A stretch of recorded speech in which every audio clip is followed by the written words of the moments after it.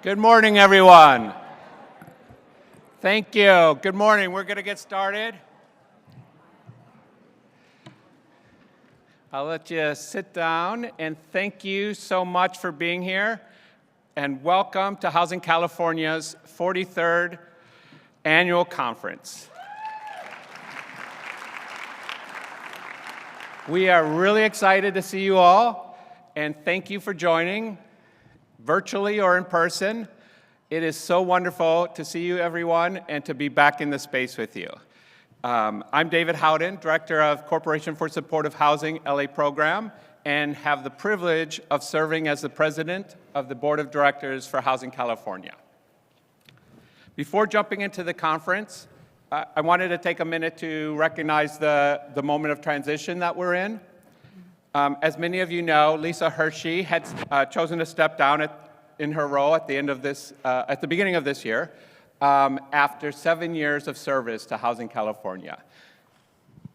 Under her leadership, Lisa strengthened our commitment to equity and inclusion, expanded our broad tent of supporters and collaborators, and affirmed Housing California's place in housing and homelessness advocacy.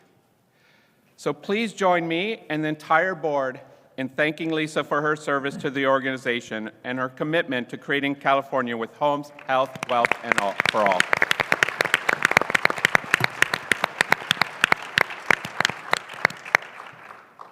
Additionally, the board is profoundly grateful to the entire Housing California team for stepping up during this period and for their tireless commitment to advancing Housing California's work.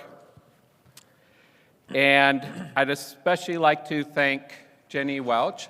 I didn't see her a second ago, but she's doing a tremendous job serving as interim executive director during this period of time.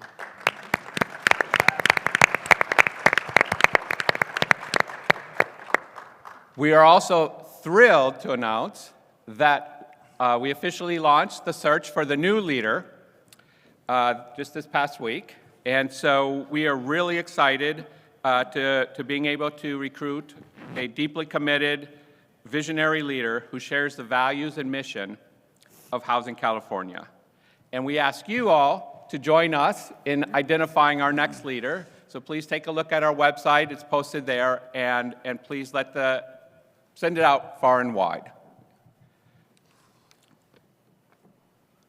I also want to say thank you to all of you for your support and look forward to continuing this journey together. So now, before we get into the conference, I have a few rules and reminders and housekeeping stuff. So let me go through that really quick. So first, we want to ensure the best possible conference experience, whether in person or virtually. So please check out your confirmation email and user experience guide. The user guide is your first stop when you have questions. If you still have questions, though, come visit us at the info desk located outside the plenary room, so just out here, or email us at conference@housingca.org. Additionally, the mobile app, Whova, is also a great source of information on the event. Volunteers and Housing California staff are also available in most of the workshop rooms and virtually throughout the event. Second, because our event is hybrid this year, there are four ways to participate. Please take part in the sessions virtually only, virtually with an in-person participation option, in-person only, or in-person with virtual participation option. And the user guide has more information on that, since I don't quite understand all four of those. Third, we will provide captioning during all virtual available sessions. So if you have Spanish or ASL interpretation needs, please visit us at the info desk, or again, email us at conference@housingca.org. Fourth, for those attending in person, please take some time to review the COVID safety protocol in your confirmation email user experience guide. We've put this protocol in place to keep everyone safe as possible, and appreciate your assistance in helping us keep yourself and everyone else safe. So, If you haven't already, grab a ribbon from for your name badge that shows your comfort level with physical distancing during the event. Wear a mask covering for your face and mouth at all times, except while actively eating, drinking, or presenting. And we will provide socially distanced space for eating during conference-provided meals, and you're welcome to eat in the plenary room, in here, networking lounge, on the terrace, empty rooms, etc. Also, lastly, if you are feeling any COVID-19 symptoms, please leave the event for your safety and for others. Last, we encourage you to visit the in-person exhibit hall and virtual exhibit hall and meet all our amazing sponsors who have made this event possible. So, without further ado, felt like that was much ado, so without further ado, I want to dive into the conference and move to our exciting opening plenary. With that, first, a huge thank you to our sponsors, to the staff, to the consultants, to the volunteers, and to the Housing California Board for making this conference possible.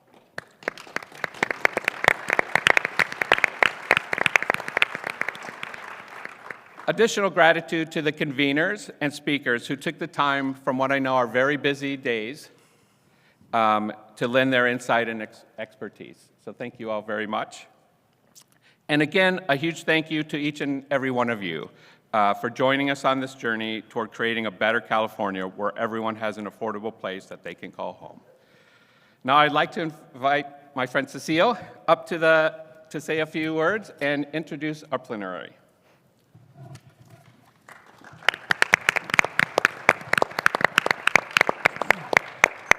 Thank you, David. I'm Cecile Chalifour. I'm the head of Community Development Banking for JPMorgan Chase for the West.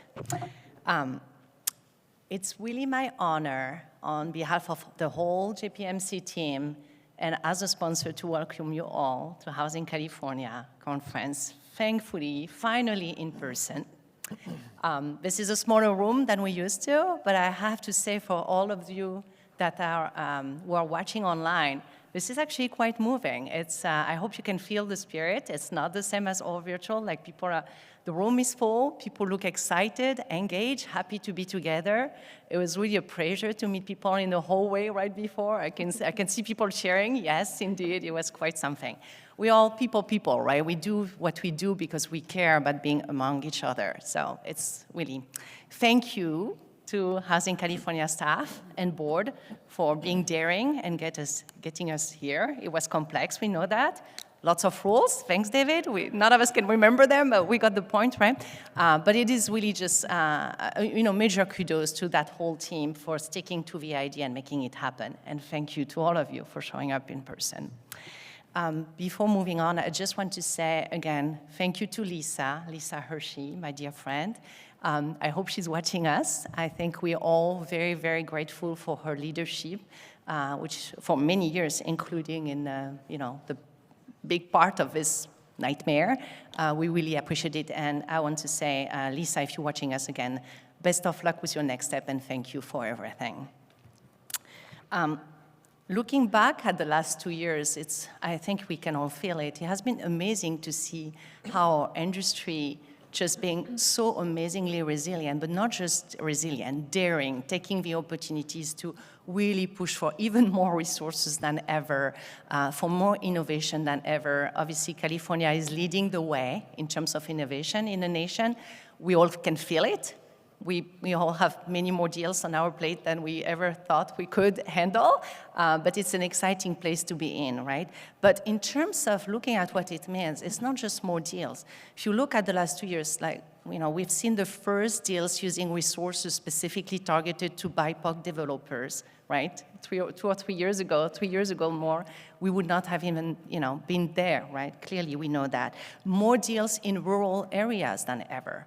The Central Valley, permanent supportive housing, obviously many deals, but including deals in cities that had never done any PSH before. So clearly, things have changed, and it's really credit to all the developers for making the best of this last few years and fighting really hard. It paid off. It's paying off. We know there is an ever-ending need. We know it feels like it's growing every day, that the challenges are getting bigger by the day, that the deals are harder, more expensive, just very difficult to make happen. But it has been really impressive to see how people kept pushing. I want to say, actually, kudos to our public agencies, the state ones and the local ones, for sticking by us all these years. Again, many more resources, but it has been quite impressive, actually. We know they all face tremendous challenges, especially on capacity. I think we've talked more about capacity over the last 2 years than ever in our whole lifetime. But it has been really impressive to see you all doing the best. I specifically want to mention the accelerator program, and Gustavo, your team, Kim, Brian, and Jim, who have been working honestly really, really hard over the last few months, right? Including with all of us to make sure we can deploy, 1.7 billion. That doesn't happen very often. We have that much money on the table. But they did an amazing job. And I know we all spend a whole lot of time venting and criticizing people. We're all really good at that in our industry. I have to say this was really a testament to how well we work together when we need to. I remember in October when I reached out to your team, within 24 hours, we were lined up with a whole process to get all the legal work happen. There were steps, but that happened. And I do want to give credit to the banks as well. I don't know that people in the industry really realize that. Literally, when I reached out to all the big banks in California and some smaller ones, within 24 hours, everybody says, yeah, I'll be in to do this work with all of you. Even those who might never do one of the deal, but literally everybody spent the time and effort to make things happen. So huge testament to our whole industry, again, from the developers to the banks to the public agencies. It has been amazing to watch that over the last 2 years. And with that, it is my pleasure to introduce our opening plenary this morning. Today, what you're going to hear from our newer state leaders, how they're challenging the status quo to bring to fruition our dream, our collective dream of a California with homes, health, and wealth for all. We're going to hear about what's working and maybe what's not and how we can improve. We're going to hear a whole lot about what's on the horizon. I know we're all really eager to hear how do you manage those challenges about there is more than that ever for very vulnerable population, more of those population, but there is also a tremendous need for virtually in the more major portion of the middle class. So how do we allocate resources? How do we make choice to address everybody's need? We're going to hear about how we tackle the climate crisis through housing. We're going to hear also what pivotal role advocates can play in our efforts to shape our efforts around housing in the state. With that, it's my pleasure to introduce Dr. Margot Kuschel, who is going to moderate the panel this morning for us. Dr. Kuschel is a professor of medicine and the director of the UCSF Center for Vulnerable Populations and the UCSF Benioff Homeless and Housing Initiative. She's also a Housing California board member. Clearly, she has a lot of free time. I think we can all guess that. So welcome, Dr. Kuschel. Thank you.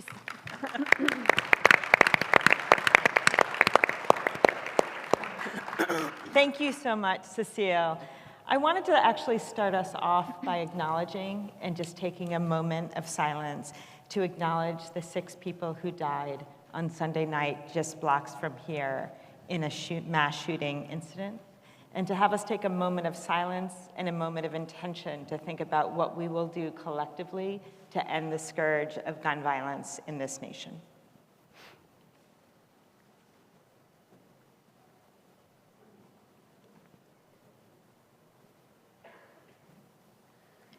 Okay, thank you. Today, I have the distinct pleasure of facilitating a dialogue with some of our key state leaders who are working to address affordable housing and homelessness crisis at the state level. I know that we all share a passion to solving the affordable housing crisis that we experience and how instrumental it is to create a healthy and vibrant California. I'm going to briefly introduce each of our speakers, but I encourage you to check out HUVA for their full bios. We're going to engage then in a dialogue, so have your questions ready. If you are a virtual participant, I'm going to ask you to put your questions in the Q&A box on Zoom throughout the session, and then we will gather them at the end. If you're here in person, you've got some index cards and pencils. Please make use of them. Jot down your questions. When you have a question, hold it up. We'll collect them, and we'll save some time at the end. I'm going to start by introducing our incredible panel. We have Deputy Secretary for Policy and Strategic Planning, Corinne Buchanan, at the California Health and Human Services Agency. Director Gustavo Velazquez at the California Department of Housing and Community Development. Deputy Secretary of Housing and Consumer Relations, Sasha Wazatsky-Kurgan at the California Business, Consumer Services, and Housing Agency, and Executive Director Tina Johnson-Hall at Cal HFA. I'm going to start with a question that I'm going to throw to all of you, one at a time, that I want you just to reflect on and share with us your thoughts. First of all, what is your vision for creating a California with homes, health, and wealth for thriving, sustainable communities? And then what would you say are the critical shifts that you and your agencies and departments have recently made that are helping reach towards that vision, including your efforts to collaborate with your other state partners? So why don't we start off with you, Deputy Secretary Buchanan? Sure. Hi, folks. I'm Corinne Buchanan. It's an absolute pleasure to be with you. I've been coming to Housing California Conference for many years, so really happy to be back. So I've been working on housing and homelessness issues for about 15 years, and the majority of that time has actually been in county healthcare delivery systems. So my work over the years has been about creating housing interventions through our healthcare delivery system that serve people with the most complex, both physical and behavioral health conditions. And we do this because we know that housing heals, and that we can improve the health outcomes and end homelessness through these types of interventions. So I am in a new role with the state now, and my job includes advancing a number of strategic priorities, and thankfully, housing and homelessness continues to be one of the issue areas that I get to spend a great deal of time on. So my work is really about helping to bring together the work that's happening across our Health and Human Services Agency. To make sure that it's aligned, and I often like to say it's about building the connective tissue between our various departments, our Department of Social Services, our Department of Healthcare Services, and many others. I'll say that our North Star within the California Health and Human Services Agency is to build a healthy California for all. And in the public health world, we often talk about the social determinants of health. And I think that I don't have to convince you all, because you already know, that housing is one of the most important social determinants of health. And that's why this work is so important. It was actually Margot who taught me this, but I want to take a moment to look at the numbers. When we look at mortality for people experiencing homelessness, for people who are aged 25 to 44, mortality rates are 9 to 10 times higher than the general population. And when we look at people aged 45 to 84, mortality rates are 4 to 5 times higher than the general population. So if you were wondering if housing is a social determinant of health, I think there's no better proof than that. So I've taken down a sobering lane, but I actually wanted to take a moment to talk to you about 3 things that I think are really filling me with hope these days as we try to advance this work around homelessness in particular. And the first is that, and folks aren't aware, we've had a shift in how we are coordinating ourselves at the state level around our work to end homelessness in particular. And we've reformulated a body that was previously called the Homeless Coordinating and Financing Council into a new structure called the California Interagency Council on Homelessness. And we've made some, I think, really exciting shifts. We have a new co-chair structure, so that we are now co-chaired by 2, I believe, truly brilliant leaders in this work.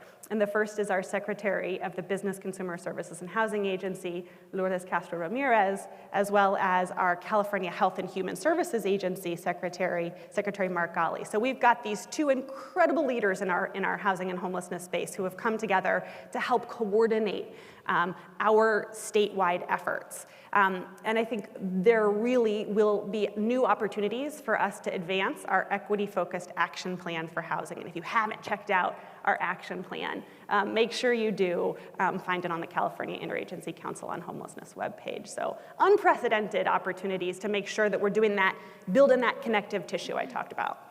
And then the second is just resources, cold hard cash. We have unprecedented new resources in our work to create new housing opportunities for people experiencing homelessness across the state.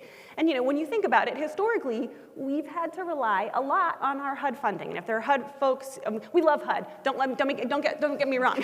We love our HUD funding. But when we look at the funding that we receive typically from HUD, for example, our Homeless Continuum of Care funding, it's around like $500,000 a year, and much of it is going to many of our important and existing infrastructure and programs. So $12 billion, like the numbers are a little bit dizzying. The number of zeros is a little dizzying, but this is a really meaningful opportunity for us to create new housing settings across the state. And some people say, oh, well, money isn't everything, and that's true. Money isn't everything, but I think when we try to think about the system change and equity-driven work that we know it's going to take to end homelessness in our state, money certainly helps to be able to do that work, so it's pretty exciting. And then the last thing I'm really excited about is accountability. And I'm on a personal mission to make accountability not a dirty word. I think that there's a lot of opportunity and new efforts around accountability in our work around creating housing for people experiencing homelessness. And we've got two state homelessness funds that are requiring, for the first time ever, the creation of local action plans so that we can so that we at the state can work with our local grantees to create plans that strategically leverage both our federal, state, and local funds, and that can set data-driven metrics to help us drive down the numbers of people experiencing homelessness in our state. So I think for all of those reasons, and because of all the people that I can see in this room today and the people that I know are joining us online, I think we're in a really hopeful moment. So thank you. Thank you so much, Corinne, and you're driving home, my tagline, which is that there is no medicine as powerful as housing. So thanks for those remarks. I'm going to turn to you, Director Johnson-Hall. Well, thank you, Dr. Cushell, and thank you all for joining today. It's so great to see so many of you that I haven't seen in quite a while. Since I came on as Executive Director of CalHFA, I've really put a lot of thought in what the vision should look like. So I was really glad to see this question, because I think it's important. It's important for this time and at this moment. My vision, of course, is driven by not only my professional experiences, but also my personal experiences. And I heard you loud and clear when you said housing heals. So I want to share a little bit of how my vision came together. My firsthand experience in my younger days, I was a 20-something-year-old, very young 20-something-year-old with 2 little kids. And I found myself needing affordable housing. And I was lucky enough to get it. What that did for me personally, it saved me. True story, saved me. Because once I got affordable housing, I now have enough money to pay my rent. It was a catalyst for me to get a car. Benefits, y'all. Real benefits for my kids. Medical insurance to keep them healthy. And eventually, I also became a first-time home buyer. And buying that home was the start of me and my family changing our life. Now we're talking about wealth, changing the whole story. So that's where I think we transition as we go. We have to understand that there's a whole continuum of housing, and it's all important and it's all related, right? And so for us to make this work, and I guess that's why I tell my story, because I like you to know where I'm coming from when I talk about housing, the crisis, but also the solution. And it's all about understanding that housing continuum and how all these agencies work together to make that housing continuum a reality. And I love what Cecile said when she got up here. It's not just us. It's the developers. It's the lenders. It's the servicers. I am challenging all of us to look at that a little bit differently than we've looked at before, right? And it starts with, first and foremost, for CalHFA, it's going to start with expanding our products, right? We have good products. We have great products. We're going to tell that story a little bit more. And then some of you may have, and one of those products that I want to share real quickly is the ADU financing program, which we launched this year. This is an critical expansion of our menu of products. It's something new. It's something that's sort of been around, but there's not been an effort to really spur the work around that. So we are providing $40,000 grants. Don't have to pay it back. It is not a lien on your property. You just have to apply. And so we're encouraging all of us to tell that story, not just us tell the story, but we're working very closely, as an example, with HCD, Director Velasquez. He's on speed dial now. And because that's one example of how as we walk together, we have to talk together, and we have to share our vision together and implement that vision together, right? So it's been so important to my success as CalHFA to work with him as a partner, to work with Sasha as a partner, to work with Corinne as a partner, and now to work with all of you. That's the vision. Dr. Johnson-Hall, thank you for sharing both your personal story and also really modeling how we're all working together. And I think it's a good time then to throw it to you, Director Velasquez. Thank you, Margot. I'm going to answer the question, but before I do want to acknowledge, on behalf of the Newsom administration, I think I speak for everyone here on the stage, our sympathies to the entire Sacramento community, and in particular to the families of the lives that we lost, those who are still recovering from the unspeakable act of violence last Sunday. This community, Sacramento, is so kind, so embracing of everybody in the state service. So our appreciation on behalf of the entire administration to the entire community of Sacramento. And what we need guns off the streets. I know I'm preaching to the choir, and that's really the solution for stopping this gun violence epidemic. Now, to the question of vision, Governor Newsom recently delivered his very anticipated state address that he does every start of the new year, and he said in that speech, we have to reanimate the California dream. He spoke at length during that speech about the California dream. There is a California dream. For centuries, people from all over the world have come to this state in search for a California dream, American dream, access to opportunity, really. He said, we need to reanimate that dream by continuing to build a California for all.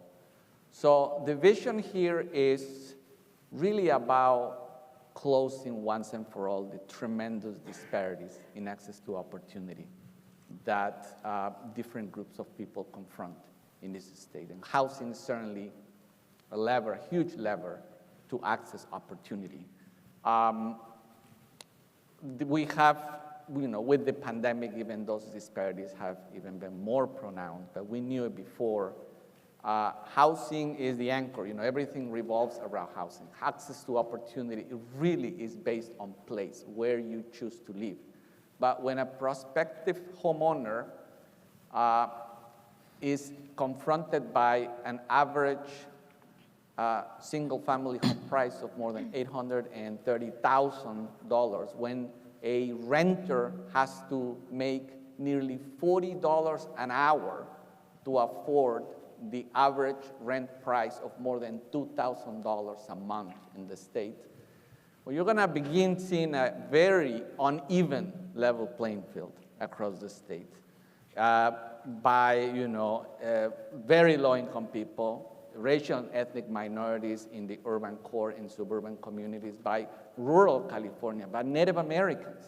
And the disparities are tremendous. I worked before coming to the state back in the years in the Obama administration. One of my proudest days working for President Obama is when he stood up on a stage and he said, the place where a child grows up is more determinant in terms of his or her likelihood of success than their own DNA. That's just so powerful to hear the importance of place, of housing, and access to opportunity. And we have to work, the vision we just recently released at HCD, a statewide housing plan that calls for the creation of 2.5 million new homes. That's how much new homes we need between now and 2030. But just going back to what the governor said about reanimating the California dream by building a California for all, it's just as important as what the vision is, how we accomplish the vision. And everybody here on the stage administers programs that are critical to reduce, to close those disparities that we confront. That is the only way to continue to keep California as an undisputable land of opportunity. And regarding the shift, the major shifts, I mean, this may be a little bit of a boring answer, but it is a true answer. With the influx of investments and policy changes that we have seen because of the pandemic, government is typically a slow place to see change, right? And we have acted with a great sense of urgency. All of our departments and agencies have just acted with a great sense of urgency, and that has pushed, I can speak about HCD, to the enormous talent. HCD has grown, has almost doubled in size since I came to this position about a year and a half ago, almost double in just that period of time. We just have acted, all the talent at HCD, with such a great sense of urgency, and acted to respond to a crisis and respond to a situation of homelessness and housing affordability that we had even before the pandemic, but again, has become even worse now post-pandemic. So just that's, I think, a major shift, is the way that state government has acted with that great sense of urgency to ameliorate the effects of the affordability crisis that we confront. Thank you so much, Director. And really thinking about there is no access to opportunity without access to housing. It really is a sine qua non. Let me go to you last, but definitely not least, Deputy Secretary Wasatsky-Kurgan. Good morning, everyone. It's so nice to be here. It's nice to be back in the room with everyone. And I feel like as a houser, I really grew up at housing conferences, especially at Housing California. So it's quite a treat to be here and to be with other colleagues that are working on great things. And I feel so fortunate that we get to do this together, and together with all of you. I was warned when I joined the state 5 years ago. I joined HCD, and I was warned that because I was joining the policy team, I was going to be so bored that there would just be nothing to do in housing policy in California because there hadn't been a lot of changes. And it has just been, just as you said, Gustavo, so much change, particularly in the last 5 years. And it's from changes within government, it's in changes within advocacy, communication that we've had about achieving this vision together. And there hasn't been a boring moment for me. And then the pandemic hit. So these are, the things that we've been hearing everyone talk about housing being a foundation for success, is something that has rang true in my own life. Director Johnson Hall, thank you for sharing that story. I think we can all think about housing as an anchor or as a headstone to achieving good outcomes in other areas. So when I think about the vision for how to achieve a thriving California with sustainable communities everywhere, I think about abundance. I think about these opportunities and amenities being in a space of abundance and not based on winning the lottery or winning a lottery to get into housing. Yeah. And that's been the space that we've needed to be in. There's just been scarcity. But in that, we've found opportunity, we've found reason to continue to work together. And so the ways that I think about some things that we've been doing at the state that I'm really proud of and things that I'm excited to keep working on is we've found space to innovate, even within the government. Sometimes looking at, a case study or a best practice, things that you may hear about in some of the rooms today, and then seeing, could we put more energy into that? What would it be like if we all acted with urgency to remove barriers to housing production, and when we find them, identify them and name them and continue to work around them? And so when we do that, we've been able to take more solutions to scale. When we worked on Home Key, building off of Room Key, and just hearing about how those conversations were starting at the beginning of the pandemic, seeing Room Key's success and saying, well, you know what, we could work on adaptive reuse too. And let's see if we could try this. And the bar was set much lower than we hit, but this is what I mean. Space for innovation, seeing if we can call in partners, and so many local partners stepped up. Just like we heard earlier, I forget who was sharing it already.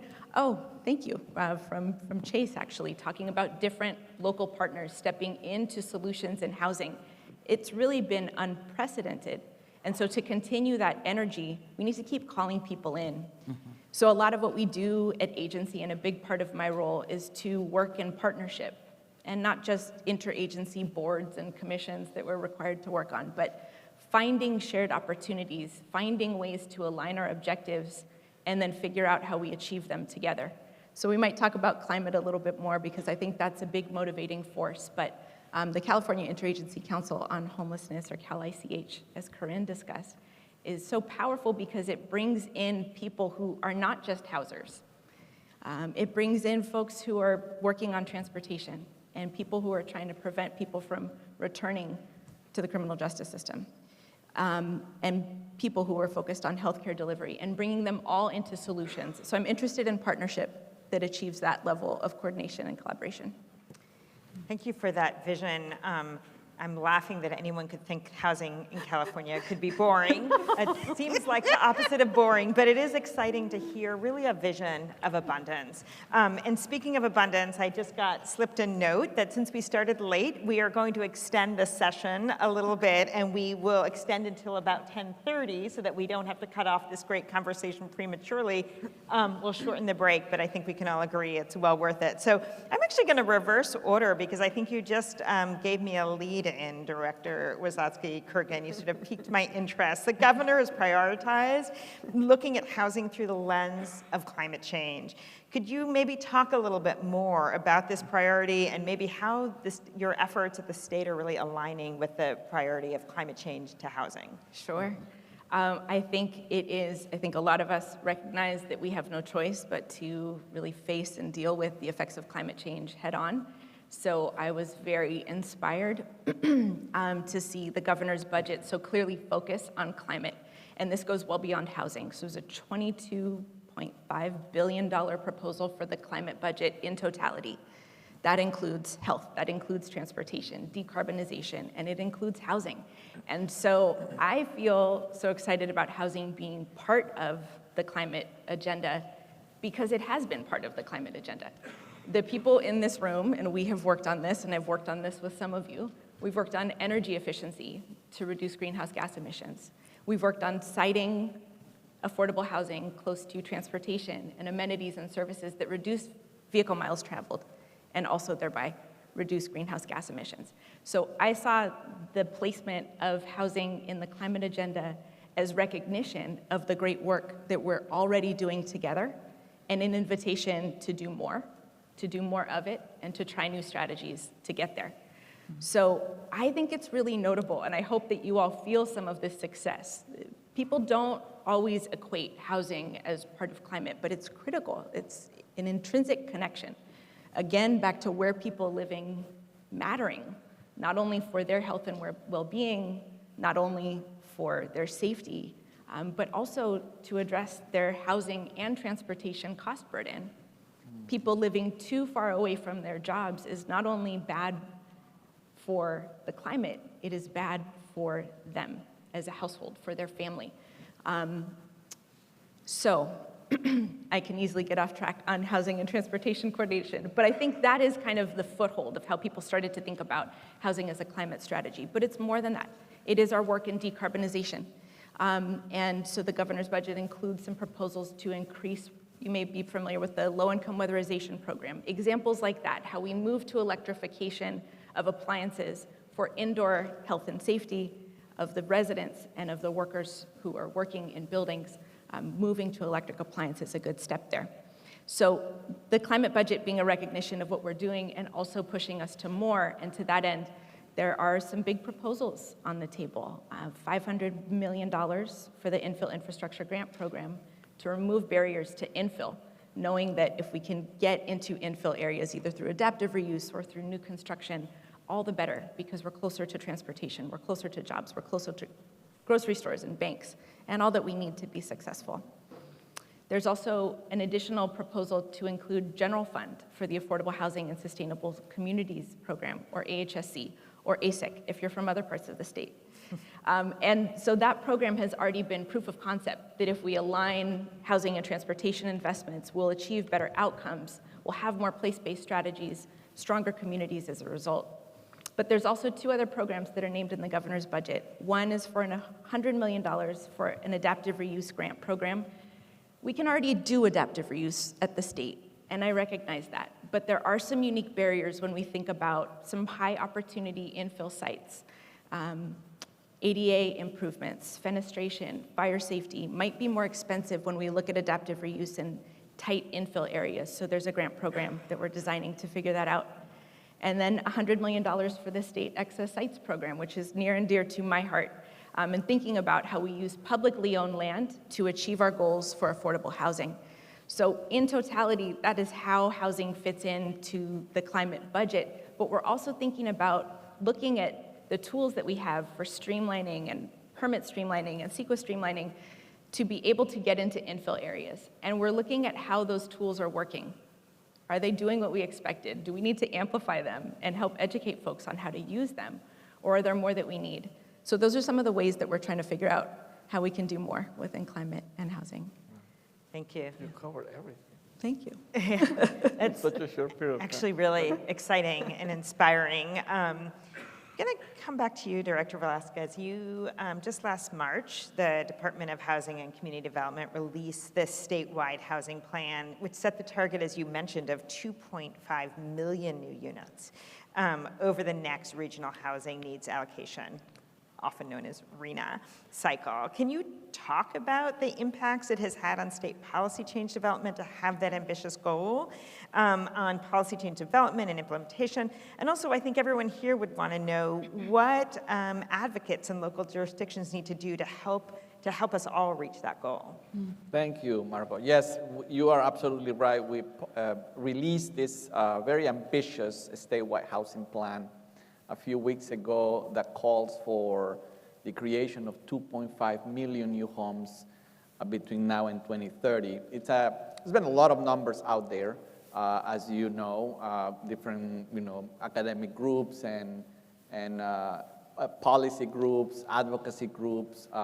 Even the governor spoke about a bit of a different number when he was campaigning for governor. But the number that we have released is we believe, the achievable number. It's also important to know this is a number that we are going to hold everybody, starting with us at the state level, but also local jurisdictions accountable for. It comes from months, a couple years actually, of work in order to set the stage for the upcoming RHNA cycle, the sixth cycle, that nearly double the number from the fifth cycle. So it's a very ambitious number. You know the numbers region by region. I'm sure they're much greater than previously. And that is the goal. That is the singular most important goal that we are very focused on partnering with local jurisdictions and regions to achieve. But because there's been so many numbers, I mean, this is very recent to kind of settle on this goal, I think we've had incredible political will and great momentum from our state leaders, starting with the governor, but also state legislatures in the Assembly and the Senate that have been, have known for so long that the shortage is great, and they've acted also with urgency.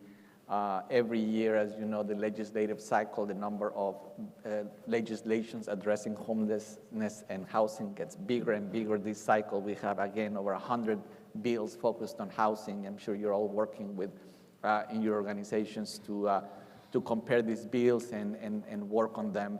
And we've had, tremendous policy shifts.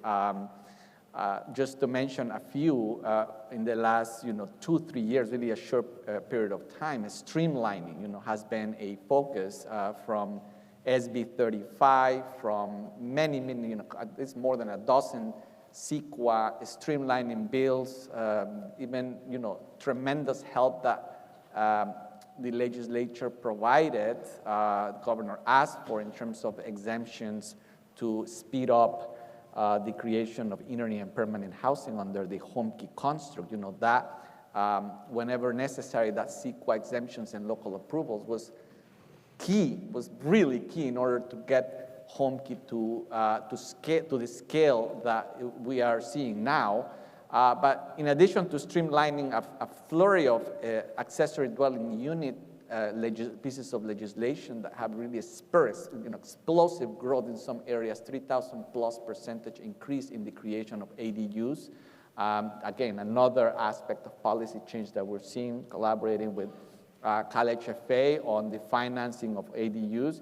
A lot of changes in housing element law. As you know, we are right now in the midst of reviewing hundreds of housing elements, housing plans across the state, and the legislature and the governor had really fostered changes to, increase the level of analysis that jurisdictions have to conduct to increase site capacity, many more parcels, densifying those parcels in a greater way, and really creating a lot of opportunity to also advance fair housing as part of housing element law. Lots of great policies also in terms of accountability measures from SB 330, the Housing Accountability Act, a lot more authority for HCD to ensure that local jurisdictions are being held accountable for creating their fair share. Now we're working very closely with the Attorney General's office, Bonta, who's been a terrific partner, creating his own housing strike force in order to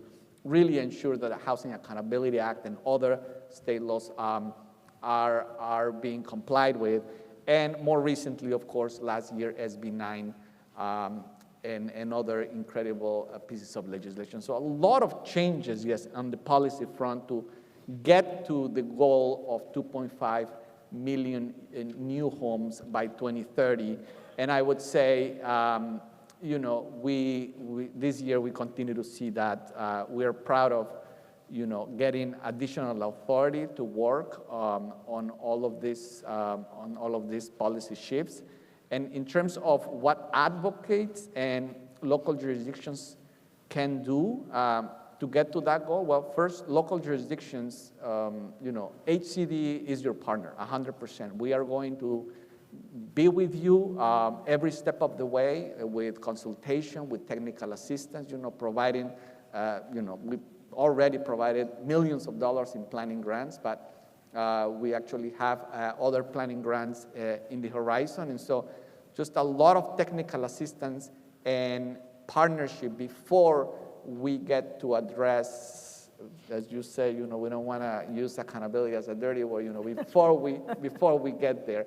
And for advocates, some of the most significant changes we're seeing in housing elements as we are reviewing them has been because of feedback that local organizations, community-based, on-the-ground folks are giving HCD whenever they see that local jurisdictions aren't going far enough. And so continue to do that. Continue to be in city council meetings, in planning commission meetings, making the case for more additional areas where we can more additional density and provide that feedback to HCD so we can ensure that these housing elements get to the production that we need in the next 8 years.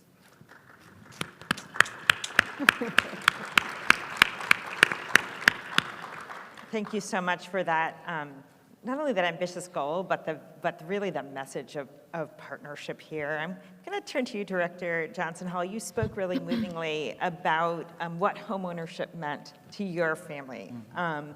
And we know that homeownership is a priority for this administration, for Cal HFA. Can you speak about Cal HFA and the state's efforts to increase homeownerships, and particularly the efforts for increasing homeownerships in low-income communities and communities of color? Yeah. Thank you very much again. Yeah, absolutely. I would say, I'll share with you guys a little secret. It costs a lot of money to buy a home here in California. So we've known that for a long time. So we are deploying, to address the home ownership challenge, we've got some key strategies that we are deploying. And so one of those strategies is, look, we're going to focus on wealth creation. We're going to focus on meaningful home ownership intervention that not only creates an opportunity to buy a home, we're going to look at this through an equity lens, and we're going to do what we can do within our space. Another key principle that I've asked my team to deploy is long-term sustainability. So we're going to not only couple our existing programs with DPA as well as mortgages, but we're also going to provide counseling on the front end and after they get into the home. It's about not only getting into the home, it's about keeping the home. That's what it's about. Thank you. So in spite of the challenge, I'm going to share some stats for you for last year, what we did.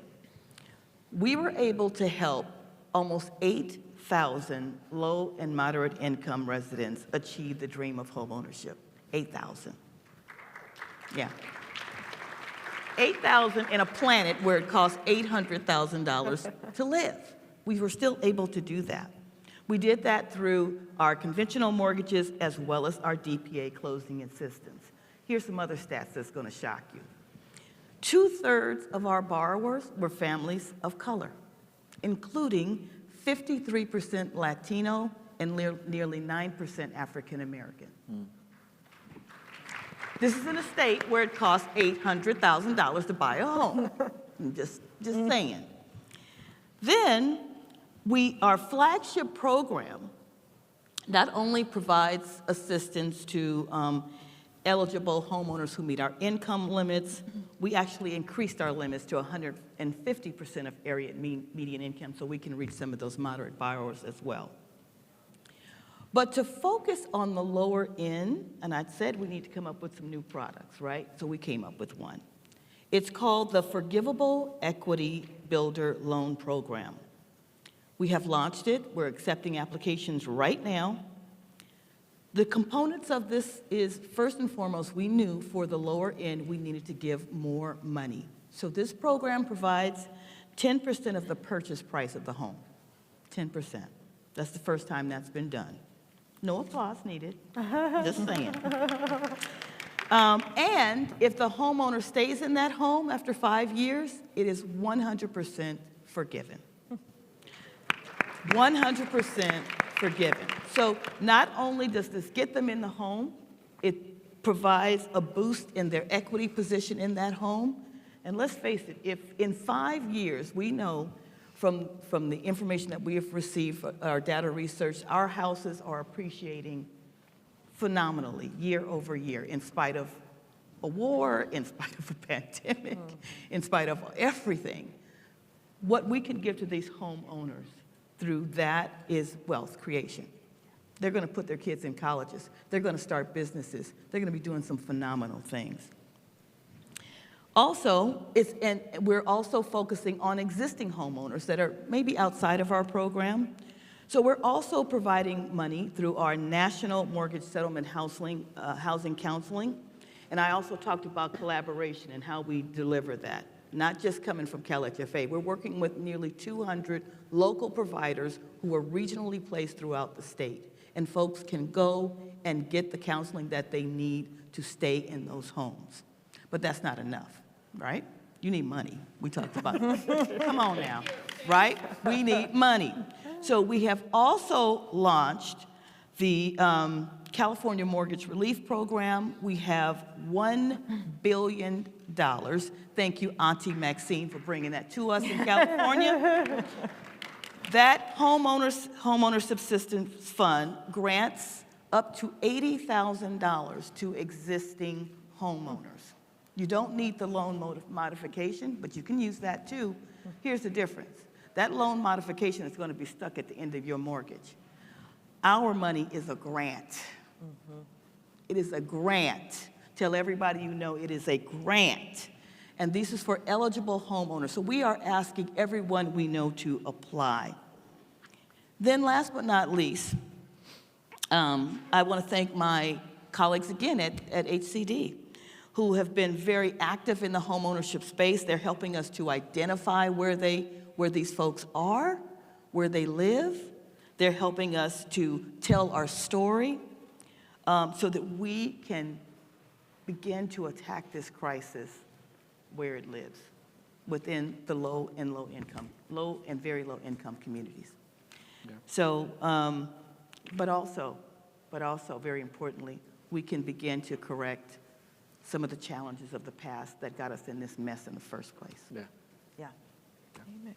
Yeah.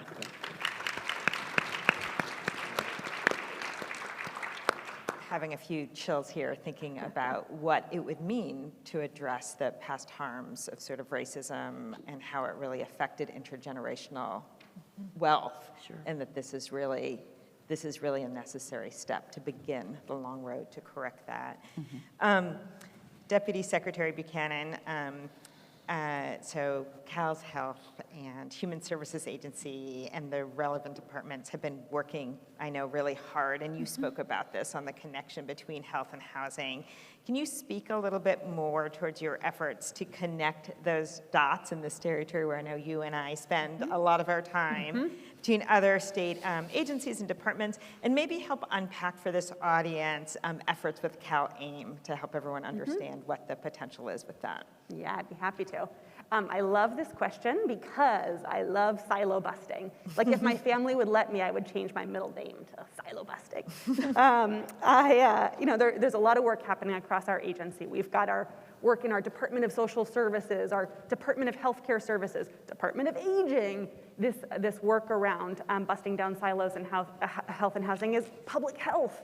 It is Department of Developmental Services. It is our Department of State Hospitals. It is our Department of Rehab. So it really crosses so many of our departments. And I thought I would just highlight a couple of places, 3 places for you where I think this work is happening in a kind of interesting way. And the first is our Department of Aging. So we released our first California Master Plan for Aging. And you all are going to love this if you don't know already, but guess what the first goal is? It is housing for all stages and ages. Like, this is our work in the aging space. And it sets a vision and goals to meet that vision that support a California where we live, where we choose, as we age in communities that are age, disability, and dementia-friendly, and climate and disaster ready. I had to read it because I wanted to get it right. I think it's meaningful, meaningful that we're setting those kinds of goals as a part of our aging work across the state. The second piece I want to lift up is the work that's happening through our Department of Social Services. So our Department of Social Services in California administers a number of programs, housing programs, that are actually embedded in our social safety net programs. So we have programs that serve families. So we've invested housing funding into our CalWorks program for low-income families. We've also invested in housing interventions in our child welfare system to help keep families together, to keep them from being separated in the first place. And then on the adults and seniors and adults with disabilities side, we're doing work and investing in housing to support people on a path to Social Security income, which we know is really important for people being able to ultimately attain housing stability. And we're also investing housing resources in our adult protective services system for the most vulnerable seniors in our community. So it's all about building those housing resources into our social safety net so that our social safety net we want a safety net without giant gaping holes in it. And this is part of, I think, building that tightly woven net that we know we need to serve California for all. So the last is I'm going to talk about CalAIM. So I'm going to talk about healthcare for a second. So I don't see eyes glazing over. But CalAIM is our effort, long-term effort to reform our Medi-Cal system here in California. And it's all about creating a more equitable and coordinated system of care to maximize both health and the life trajectory of people who are on CalWORKs across our state. And the goal is really to provide care outside of just hospital and clinic settings, again, because we know that housing is a social determinant of health. So we're doing a couple of things. One is called enhanced care management. So we're able to better serve individuals, and again, we're specifically serving people who are experiencing homelessness with those kinds of care management that will help them thrive. And then we're also providing supports through our managed care organizations that will ultimately help connect those individuals to housing. So we're providing housing transition navigation services to help people find and attain housing. We're using healthcare dollars to pay for housing deposits. We're using healthcare dollars to pay for tenancy sustaining services to help people stay in their homes. And we're using healthcare dollars to also pay for some clinically enhanced interim housing settings as well that ultimately, we hope, get people on a path to permanent supportive housing. So I'll end with this. I'll just say if you, now is a good time, if you don't know your managed care plans in your communities where you're building housing or providing housing services, now is actually probably a good time to make friends with your managed care organizations. Get to know their needs, because they are, for some of them, for the first time ever, getting to know housing providers and homeless service providers out there. And this is a good moment because we're also providing, in addition to using healthcare dollars to pay for the things we know will make people successful, we're investing incentives to help build the kinds of relationships that we know are going to help make this work successful in the long term. So it could be a good time to make a new friend. Very good. I love that. I'm going to just re-up. It is time to get to know your local managed care provider. As a physician, I am begging you to get to know your local managed care provider, because we can't actually make people healthy without connecting them to housing. So I have one final question I'm going to throw to all of you before we go to our Q&A. I'm going to ask the question, have you think about it while I just remind everyone how to get their Q&A. And so the question is going to be, what can people attending this conference do to reach our collective vision? What action can we all take to move a housing and homelessness agenda forward? While you're thinking on that question, I want to remind everyone who's watching virtually to put your questions in the Q&A box on Zoom. Or if you're here, please write it on a piece of paper and hold it up, and one of our staff members will take it from you. And so I'm going to just open that question up in any order. We can just maybe go down if you want to start, Dr. Johnson-Hall. I would love to do that. I have one word: advocate. Make your voices heard at all levels. Join the City Planning Commission. Talk to the folks, both at the state and federal level. I was sort of scratching my head because I was one of the folks that advocated for us to do what I felt was a very simple change in our tax credit guidelines to lower the 50% private activity bond. That didn't get over the finish line, but there's still an opportunity in my mind. And I think it's important because I can see with our bond cap constraints here in California how important that would be to developing more housing right here in the state of California. It's a simple request. But it becomes a very loud voice if all of us are saying the same thing. So more collaboration, more advocacy at the state and federal level. That's what I want to leave you with. Fantastic. Thank you. So, I mentioned the $12 billion investment we've made in ending homelessness and how significant that is. And there are a lot of folks who are saying that we're not going to be able to spend the money. And to them, I say, watch us, because we can do this. And I think we've proven that we can do things that we previously thought unthinkable, in particular because of the pandemic. Like Sasha said, the work that we did through Project Roomkey and HomeKey, there were so many, I'm looking at Zach, because there were so many naysayers, and we did it. So when I talk about accountability, I hope that it also helps us to galvanize the prioritization it takes to focus on housing and homelessness across our communities, to address opposition to projects that we know are going to help us reach our goals, and to bring others along in setting these really ambitious and audacious goals and helping us get there. So thank you for all that you're doing to make these these lots of zeros into really meaningful projects on the ground, because we know we can do it. The state is investing unprecedented amount of funding, $10 billion last year from the California Comeback Plan, Governor Newsom, an additional $12 billion for homelessness program. We need two things where we can help, where we can get your help. Federal advocacy. If something we know about retaining this affordable housing affordable for many, many more years, decades, is the support that the federal government can provide to assist low-income individuals in remaining in that home. We know that from Home Keys has been a big part of the advocacy, that the state provides more money to keep these units affordable over longer periods of time, the type of operating subsidy and rental assistance. But in order to bring this to scale, it really needs the help from the federal government. And things seem to be a lot of proposals there in Congress, but things doesn't seem to be moving. Yeah. So we need a lot of federal advocacy, and then local support as well. We need more robust local production trust funds for housing at the local level. We need local jurisdictions that still do not invest substantially in housing and homelessness. We need more from their support. And I think with the 3 levels, including the support that the state is providing, we can achieve that goal of 2.5 million new units between now and 2030. I love all these answers.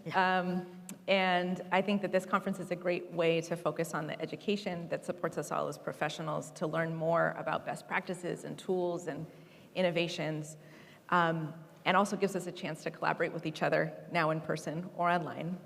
And then we take those back. We take those back to our organizations, we take those back to communities, and put the tools to work, and let us at the state know if the tools aren't working, so that we can keep working on implementation.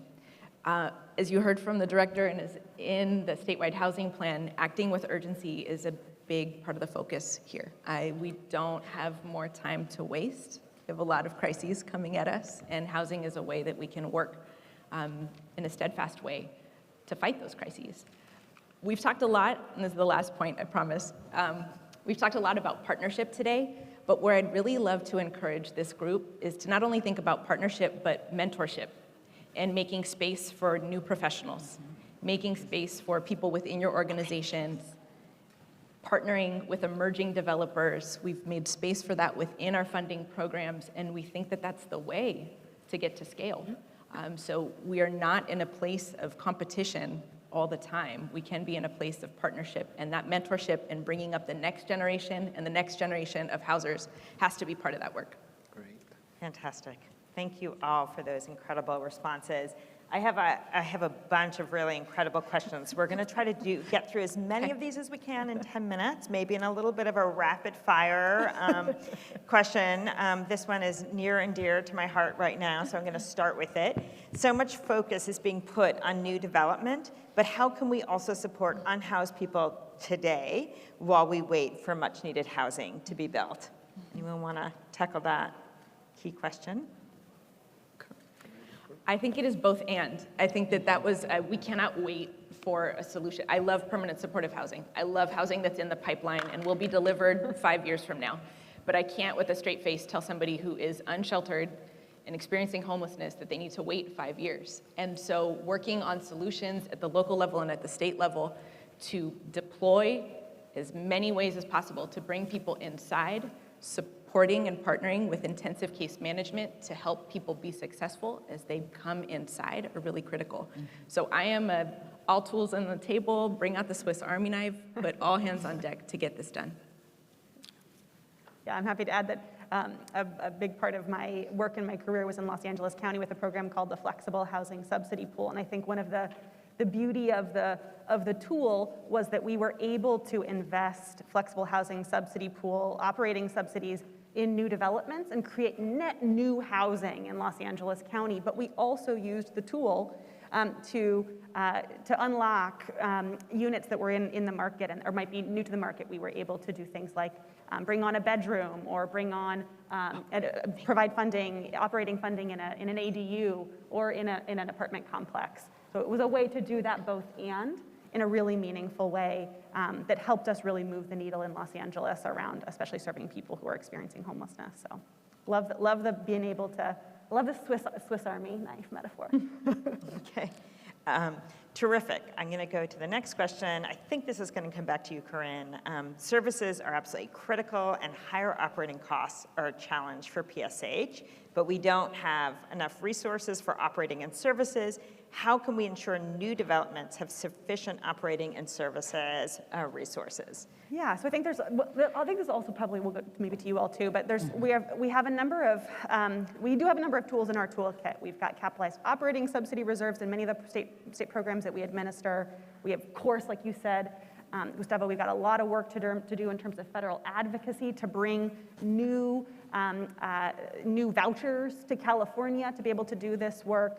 And then we've got to really effectively leverage the supportive services that do exist through our HUD funding, through our state funding, through CalAIM, through our healthcare dollars, even looking at how we can use some of our criminal justice dollars, for example, which is a new body of work through our Department of State Hospitals to take funding to serve people who have justice backgrounds. And many of them in the state hospital system, over 60% of people who end up in that system were actually homeless at the point that they were arrested. So these are our people. How can we use those resources to find community-based placements for that really vulnerable population as well? So I imagine you might have other. Anyone else? Well, I would just say, we're looking for every avenue possible to support sustainability for units that serve the homeless. But I just have to, be emphatic about federal advocacy because this is, the level of resource that it takes for that unit to be sustainable over, 50 plus years is tremendous. So we do need more assistance from the federal government at that no income or extremely low income level to retain the subsidy that we need for a long period of time. And we've been hearing, again, a lot of proposals, but nothing coming through in a substantive way. So we do need a lot of help from DC. Mm-hmm. Yeah. All right, I'm going to ask this to maybe all or whoever will take it first. How will California partner with people with lived experience? We are part of the solution, align objectives with us, and create shared opportunities with us. Really important point. Who would like to answer that or respond to that? Do you want to go first? Yeah, I'm happy to take one. And so through our work with the California Interagency Council on Homelessness, we're creating a lived expertise board. And so for folks who are interested in learning more or even applying, check out the California Interagency Council on Homelessness website. Or folks can feel free to email me or the California Interagency Council on Homelessness. So thank you so much for raising it up. We are so thrilled to get this work off the ground in the near term. Great. And I'll just say that one of the things that I am advocating for internally is actually trying to come up with ways to hear those voices, either through surveys, through direct contact, working with CDFI or CBOs in the community to hear those voices. That is not something that we have done. We've done it, but not in the ways that I'd like to see us do it going forward. So more intervention, more talking to the right people who are on the ground, the boots on the ground, who know those stories firsthand. Yeah, terrific. All right, this one is coming to you, Director Vázquez. With so many new employees, what is HCD doing to ensure coordination and efficiency between divisions like DFSA and legal and staff to assist funding projects quickly? We have a booth right outside of this of this big room.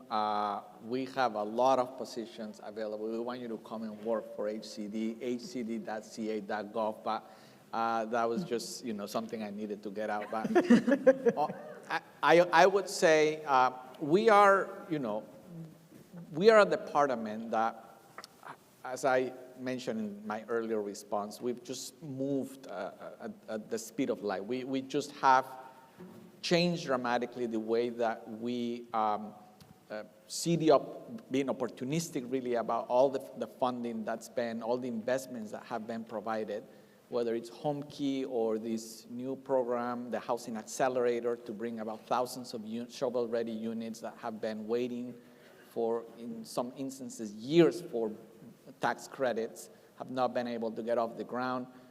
We have a brand new, super consolidated program, 6 different programs into one to bring nearly $1 billion into the affordable housing market very, very soon. And we are focused on this model of working, certainly busting silos, we know that, but working in a way that all of these steps of creation of rules of these programs, funding them, and bringing the type of agreements right away with local jurisdictions and developers is just happening almost instantaneously, so that we have, within a short period, we have some goals of 3 months, 4 months to bring all of this into fruition. We just have to continue to act with urgency. I'm very proud of the progress that we're making on that front. We're not there entirely, but we certainly are making tremendous progress from where the department was a few years back. Well, thank you so much for that response. I'm sorry to say I'm going to need to stop wrapping. I feel like I could listen to everyone all day. So I really wanted to thank the panelists for joining us, sharing your vision, knowledge, and expertise. And we're really grateful for your leadership and look forward to continued partnership to collectively create a California with homes, health, and wealth for all and thriving, sustainable communities. I'm going to ask the audience to please give our incredible panelists a round of applause.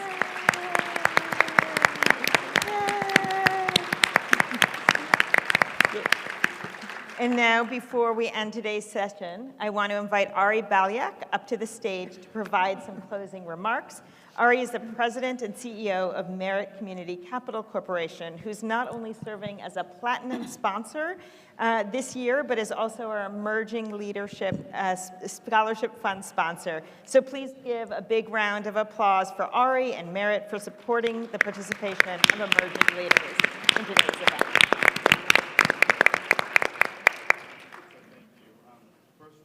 Say it is wonderful to see all of you in this room today.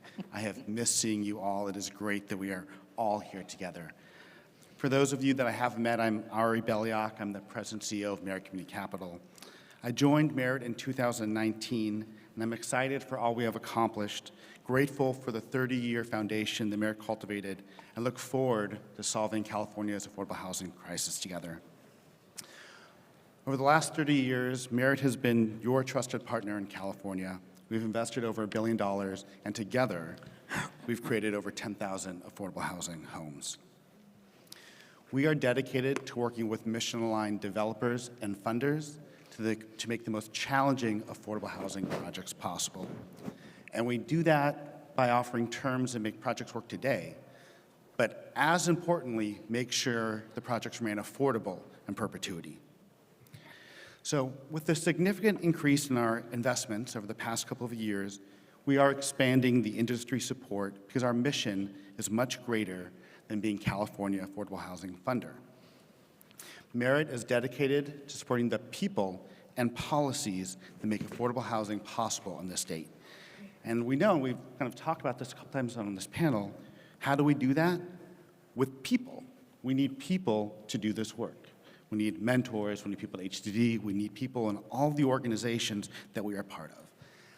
And that's why this year, Merit launched its Commitment to California initiative, in which we are contributing, or donating, over $2.5 million over the next 3 years for 3 programs. One's for the Merit Scholars Program, which is a scholarship and a mentorship program for people in undergraduate and graduate schools. Please, if you know anyone, let them know so they could apply. Second of all, for professional training, we need professional training, and for many years, there's been a great program in the state the Housing Development Training Institute, which I know many people in this room have gone through, and it's been extraordinarily amazing, and we're tripling the size of that program.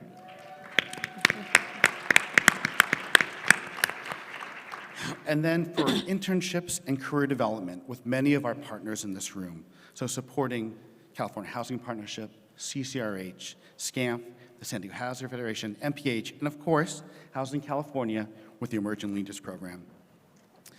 So this initiative will support, educate, and train over 800 professionals over the next 3 years. That's so great. So just know, that's more than all the people sitting in this room today. And we are grateful to be working with all of you to do this great work. Merit created this Commitment to California initiative to support the affordable housing industry and to make the industry more equitable and diverse. We've talked all about this for years, and Merit is excited to be funding this initiative that focuses on sustainable, long-term benefits and a strong future for the entire affordable housing industry. So if you're interested in learning more about Merit, about our Commitment to California initiative, or for the Merit Scholars Program, please grab me or another member of the Merit team or visit our booth. And I look forward to seeing you guys all over the next couple of days. I look forward to all of us together building a lot more affordable housing.